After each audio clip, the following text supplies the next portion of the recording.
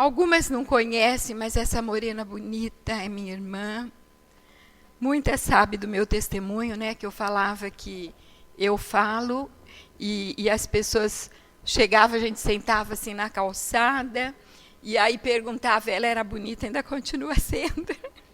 E perguntava, como você chama? Sempre a gente pergunta para a bonita, né? Mas ela era mais séria e aí eu falava, ela chama Egli, eu chamo Eide. Bom, a Eide não disse, mas eu era bonita e ela é e continua sendo cada vez mais a simpática. E eu sou antipática, com essa cara aqui. Bom, minhas queridas, eu quero dizer que, em primeiro lugar, eu agradeço imensamente a Deus por essa oportunidade. E vou chorar. Eu falei que eu não ia chorar, mas acho que eu não vou aguentar. Por essa oportunidade que Ele me deu de estar aqui junto com vocês, na sua casa, falando do seu amor um pouquinho, né, de como Ele vem demonstrando o seu amor, a sua infinita misericórdia, a sua bondade imensa na minha vida. E isso, para mim, é uma coisa que não tem preço, pois eu não sou nem um pouquinho digna disso. Bom, como nós já falamos, né, eu sou irmã da Eide, sou irmã do Cado Antônio Carlos Muniz, que é pastor numa igreja em Curitiba. Sou filha, neta, bisneta, tataraneta de cristãos realmente autênticos, que sempre amaram e temeram o Senhor. Fui ensinada na palavra, conheço a palavra, conheço a Jesus, mas frequentava essa igreja há 12 anos atrás, mas, apesar de tudo isso, deixei a casa do Senhor. Na época, eu não quero justificar nada com isso, né? Mas mostrar como realmente eu sou miserável, nós, na nossa carne, somos miseráveis. Eu era professora e diretora de um curso universitário, e estava fazendo meu doutorado em São Paulo. Eu viajava 2 vezes por semana. Quando voltava, tinha que dar conta das aulas todas as noites, do trabalho da escola. No final nos finais de semana, acabava dedicando aos trabalhos, aos estudos do doutorado. E, com isso, pouco a pouco, fui me desviando, fui deixando a igreja. Então, eu até vou ler para vocês, eu ia ler antes, acabei me esquecendo, porque eu não escrevi, eu escrevi para não me perder. Mas um dos meus salmos preferidos, que eu amo de todo o coração, é o Salmo 23. Eu gostaria de lê-lo para que a gente estivesse bem vivo nas nossas mentes, nos nossos corações. O Senhor é o meu pastor, nada me faltará. Deitar-me faz em verdes pastos, guia-me mansamente às águas tranquilas, refrigera minha alma. Guia-me pelas veredas da justiça, por amor do seu nome. Ainda que eu andasse pelo vale da sombra da morte, não temeria mal algum, porque tu estás comigo. A sua vara e o seu cajado me consolam. Preparas uma mesa perante mim na presença dos meus inimigos. Unges a minha cabeça com óleo e o meu cálice transborda. Certamente que a bondade e a misericórdia me seguirão todos os dias da minha vida. E habitarei na casa do Senhor para todo sempre. Na minha tradução diz por longos dias, mas eu sei que tem outras que dizem, né? Para todo sempre. Eu quero, desejo, espero e lutarei para que seja para todo sempre. E eu queria dizer que eu gosto muito desse salmo, porque realmente eu me vejo como aquela ovelha teimosa, cabeça dura. Hoje uma carneira velha, né? Não tem nada de ovelha. no aprisco do Senhor, nos passos verdejantes, nas águas tranquilas, mas que vê uma touceira ali, mais bonita, do outro lado, uma florzinha ali, alguma coisa para lá, e acaba saindo do aprisco do Senhor, e aí o Senhor, né, tem que ir lá buscar e trazer e curar e ungir com óleo e usar a vara para disciplinar e o cajado para consolar. Então, realmente, eu sempre gostei muito desse salmo e ele fala muito ao meu coração, porque eu me vejo mesmo como essa ovelha que o Senhor tem que buscar e curar e tem buscado e curado. E é disso que eu quero dizer para vocês nessa manhã, né? Da misericórdia infinita de Deus na minha vida. Bom, então, eu estava dizendo, né, que eu acabei me envolvendo com as coisas do mundo, né, do doutorado, da faculdade, do mundo, e deixei o aprisco do Senhor. E aí, deixando o aprisco, deixei também o Senhor e deixei a palavra do Senhor. Porque ela me confrontava, eu ia ler a palavra, ela me confrontava. Acabei, né, não tendo condição, coragem de lê-la mais. Há 3 anos, mais ou menos, nasceu, mais ou menos não, 3 anos, dia 25, ela faz agora 3 anos. A minha netinha, e o Senhor começou, já estava, mas Ele começou a falar ao meu coração, e eu sabia que eu tinha que buscar o Senhor, que eu tinha que voltar à casa dEle, porque eu tinha que trazer a minha netinha, né, para o Senhor, que ela pudesse conhecer a Jesus e trilhar os seus caminhos. Mas, na verdade, eu não tinha coragem. Alguma coisa me prendia, e eu não tinha cara para voltar. Eu dizia, como é que eu vou olhar para o Senhor? Depois que eu conheci a palavra, depois que eu fui lavada pelo sangue de Jesus Cristo, na verdade era como se eu estivesse levando Jesus à cruz mais de uma vez, né? Como diz o apóstolo São Paulo. E isso, eu, né, sentia a culpa e eu não tinha realmente coragem de voltar. No entanto, o Espírito Santo, com o seu imenso amor, começou a trabalhar muito forte no meu coração e a me incomodar. E foi aí, no final do ano passado, que a Sandra, que tomava conta da minha mãe, e que a minha mãe deixou como uma das intercessoras, né, por nós, seus filhos, e acho que especialmente por mim, que era mais teimosa, né, que ela recebeu um aviso de Deus que eu adoeceria, que essa doença seria para a glória de Deus e que era para ela orar, né, por mim. Um dia eu estava tomando um lanche com a minha filha numa lanchonete e, coincidentemente, né, entre aspas, a Sandra ia passando para ir para o trabalho dela, de tardezinha, e ela me viu ali, ela falou, glória a Deus, nossa, eu estava querendo falar com você. Você está bem? Eu estou bem, estou me sentindo bem, o estômago está meio esquisito, mas eu estou bem, sim, graças a Deus.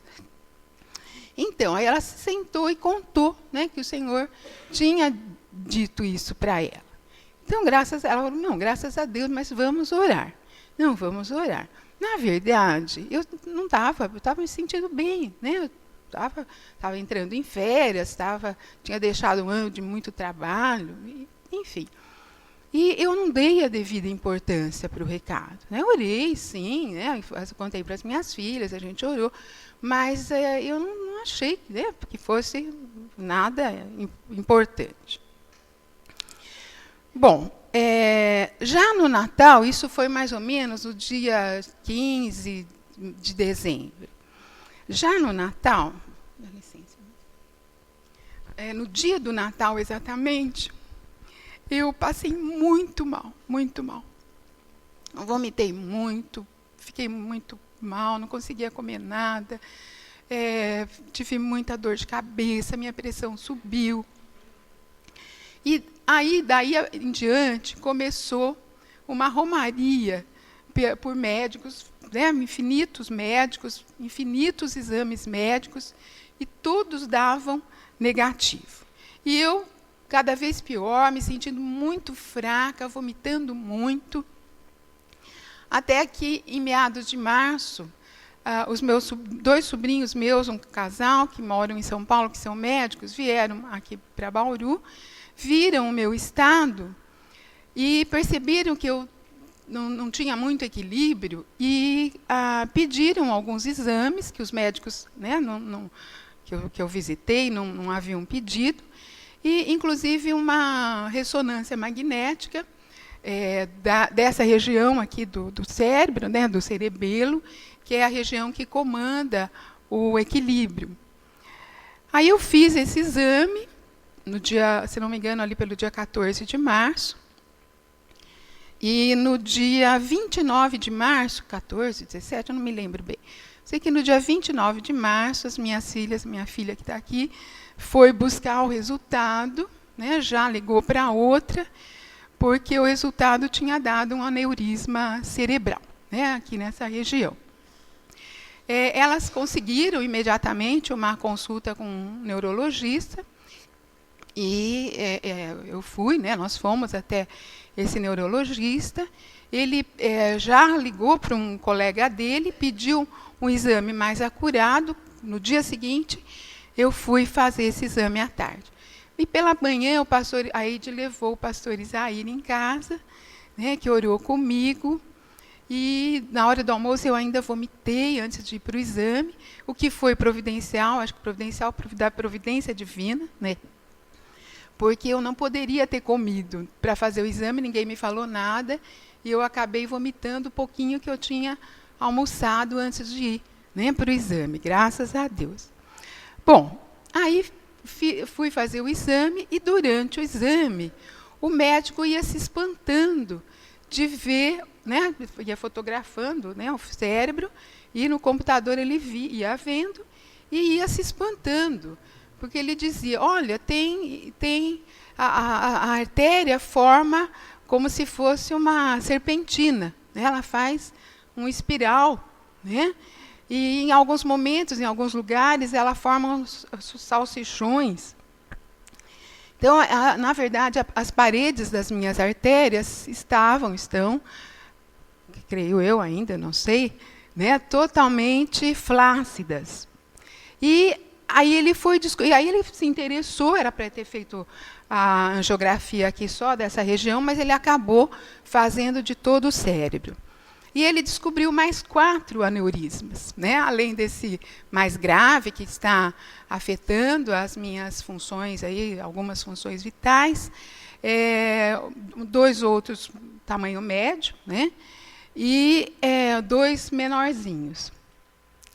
Bom, terminado o exame, o doutor Larunga, né, o neurologista que tinha me atendido no dia anterior, já foi chamado ao hospital e foi conversar comigo, com a minha filha, e ele havia me dito, já vai preparada, porque conforme for, a gente já vai operar, nesse final de semana mesmo. Ele foi, né, e foi conversar conosco e disse que nessa situação, na situação que ele, né, tinha sido encontrada, ele não teria condições de operar. Mas ele iria conversar com um colega dele, eu já tinha conversado com um colega dele de Botucatu, um especialista na área, que iria me atender no dia seguinte, num sábado pela manhã. Nós fomos, né, minhas filhas me levaram até lá, e ele disse que iria fazer novo exame para aprofundar melhor o estudo, a análise da situação, mas que havia, sim, uma probabilidade, devido ao lugar em que o aneurisma está localizado e o tamanho dele, uma cirurgia aberta, como eles dizem, né, ter que abrir a caixa craniana e pinçar o aneurisma, acredito eu, seria uma operação de muito risco. Então, que ele usa, né, um especialista na técnica da clipagem, que consiste em, através de catéter, levar um clips, eu nem imagino como seja esse clips, né, até o aneurisma, e para que ele pudesse, com isso, diminuir, né, enxugar, e aí ele poderia até conviver com ele, ou, de repente, até fazer a cirurgia, se fosse necessário, mas aí ele estaria menor e teria mais facilidade de fazer essa cirurgia. O exame já foi marcado para segunda-feira, e logo depois foi feita a clipagem, né? Acho que eu já me perdi um pouquinho, espera aí. Desculpem, gente. Bom, eu ia dizer também que eu cheguei lá em Botucatu, e aqui no hospital também, de cadeira de rodas, né? Muito fraca, mas já logo na segunda, terça-feira, eu comecei a melhorar, né? Eu fiquei mais forte, eu não estava comendo nada, tudo me fazia mal. E eu comecei a melhorar, me sentir mais forte, a comer de tudo praticamente, né? Então, como ele diz, meu quadro clínico melhorou muito, né? E ele disse agora há pouco tempo, inclusive, que ele não fez nada para que isso acontecesse. Eu falei, só pode ter sido um milagre de Deus, né? Deus talvez não tenha feito um milagre completo, mas nem sei se vai fazer, na verdade, se é da vontade dele fazer, mas eu passei a me sentir melhor, né? Eu estou bem, estou fazendo algumas coisas, então já estou vivendo melhor. Bem, aí nesses primeiros meses, né, eu já estava buscando o Senhor, né, muito sem vergonha, né, precisa acontecer uma coisa dessa para ir buscar o Senhor, e lhe pedindo perdão dos meus pecados, né, e lendo a palavra, e à medida que a palavra ia me confrontando, eu ia confessando ao Senhor e pedindo perdão. E comecei realmente, né, a sentir o seu amor, né, o seu imenso amor para comigo, sentir que ele podia me perdoar, encontrar na palavra de Deus algumas passagens que me fortaleciam, que me animavam, né, dizendo que Deus é um Deus misericordioso, extremamente misericordioso, e que Deus pode realmente perdoar. A Ede também havia levado a irmã Lourdes, né, em casa para orar comigo, e o Senhor havia dito através dela, e ele tem um propósito com essa enfermidade. E me lembrou também de uma aliança que ele havia feito comigo há mais de 20 anos, e isso me encorajou realmente, né, a acreditar que ele podia me perdoar, que ele estava tratando comigo, e aí eu comecei a buscá-lo mais intensamente.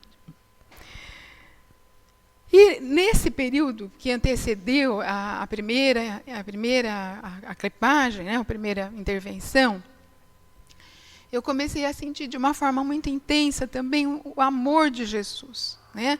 Através de telefonemas de amigos que eu não via há muito tempo. A minha casa se encheu de flores, de orquídeas que eu amo, nós amamos orquídeas, né? O meu pai cuidava de orquídeas, tinha muita flor em casa. A minha casa se encheu de flores. Deus me mandou uma ajudadora, eu estava sem ninguém para me ajudar, já fazia uns 3, 4 meses. Deus me mandou uma ajudadora muito abençoada. E o carinho, o cuidado, a ajuda das minhas filhas, né, que me sustentaram e me fizeram realmente sentir o amor de Deus. A intervenção foi marcada para o dia 11 de abril. Né, eu já nem me lembrava, 2 dias depois do meu aniversário de 66 anos, gente. No entanto, essa primeira tentativa não deu certo. Né? O médico tentou, né, tentou de tudo. Ele disse que é uma intervenção que dura cerca de 50 minutos. Ele ficou 2h30 comigo, e a gente fica consciente. E eu via ele, né, escutava, via ele, me pega isso, pega aquilo, pedindo para as enfermeiras, ali para os assistentes, outros materiais, outros equipamentos, e ele tentou mesmo com todas as forças conseguir chegar no aneurisma.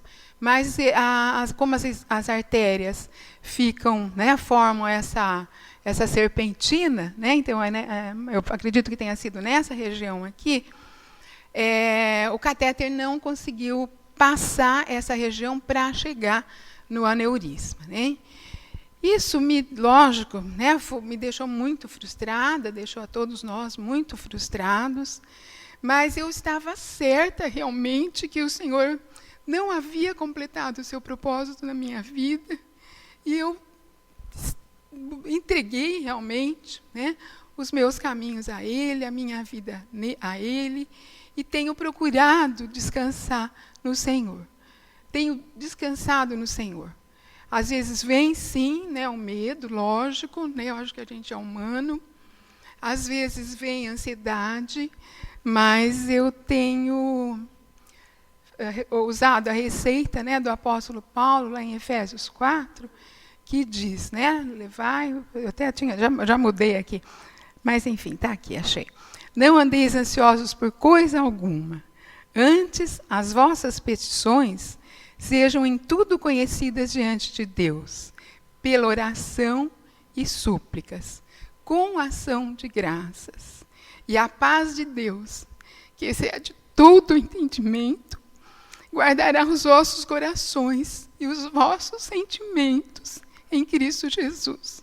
Então, toda vez que bate, né, aquele medinho, aquela insegurança, eu digo esse versículo, falo para o Senhor, Senhor, tira essa aflição, tira o medo, e o Senhor me dá realmente a sua paz. Eu tenho vivido, graças a Ele, esses meses todos em paz, né, tranquila, tenho, enfim, né, se eu não fosse obrigada a me lembrar que eu tenho um negócio aqui me incomodando, porque meu estado normal é uma tontura, eu falo assim, uma zonzeira, e o desequilíbrio, né?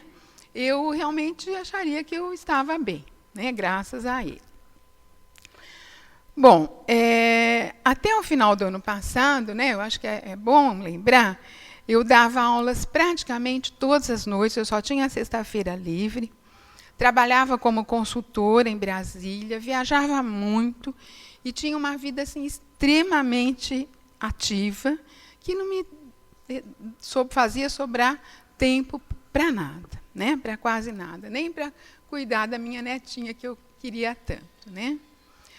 Hoje, a única coisa que eu estou fazendo, minhas queridas, é cuidar do almoço, né? O Senhor ainda me deixou preparar o almoço, porque eu me sinto bem com isso, estou fazendo alguma coisa para as minhas filhas, ajudando, tirando um pouco do peso, né, que tem sobrado para todo mundo lá em casa, e é a única coisa que eu tenho feito.